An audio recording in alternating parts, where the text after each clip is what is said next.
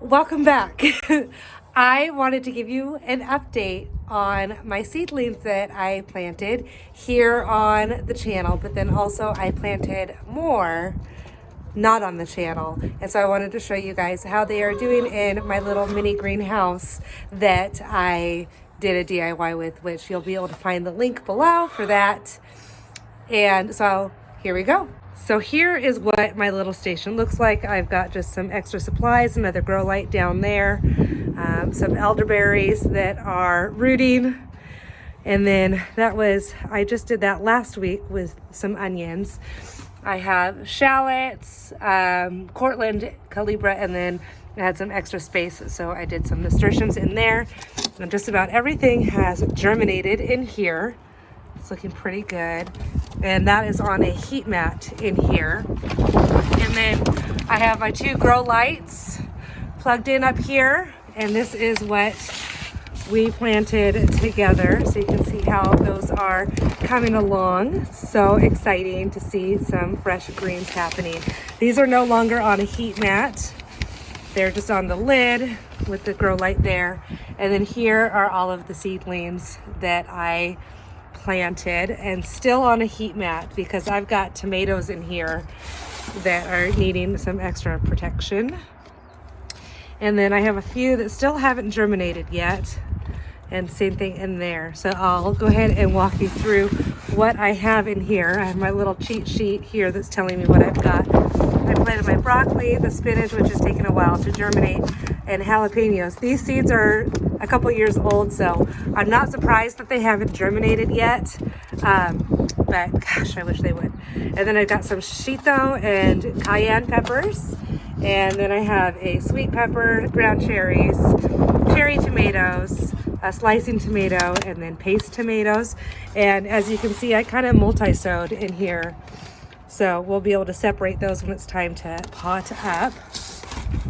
And then I have my flowers. I've got Roman chamomile, cosmos, Johnny jump ups, hyssop, cardinal climbers, which are doing very well. Then some echinacea, which started to germinate. And then I have chives, garlic chives, some more echinacea and hyssop. And this echinacea has not germinated yet, but it still can. So that is how this little station is working, and I'm quite pleased with it. So I do have it located on our covered porch by our door, so it's easily accessible to come out and check on and water and all of that, since we currently don't have a greenhouse, and it's working fine. It is cold out here on the porch when the wind is coming and it's not very warm out.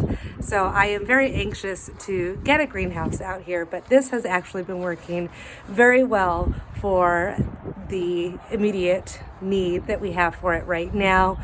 And then our whole backyard has been fenced in with tall deer fencing so that hopefully we won't have any of those types of critters coming into where we are going to be doing our planting out here this spring and summer.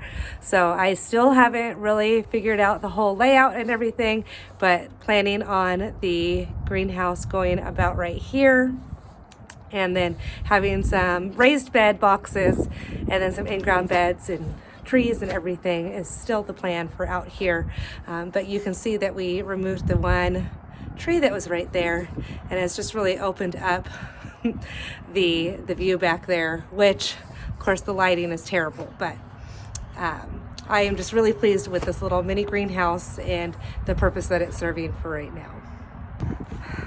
Having our fencing up also prevents the chickens from getting in there, but they still walk around to get to the other side.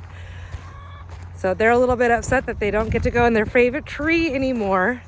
And then I actually have the bunnies out right now, and they are exploring with each other. So here they are, getting to know each other and having a chance to run around and meet each other. So they're just out here while I'm supervising them and keeping an eye on them to make sure that hopefully no attacks or injuries happen. So far they seem to be doing fairly well, but I'm glad that we have the 2 different hutches for them so that we can separate them and give them their own perspective spaces.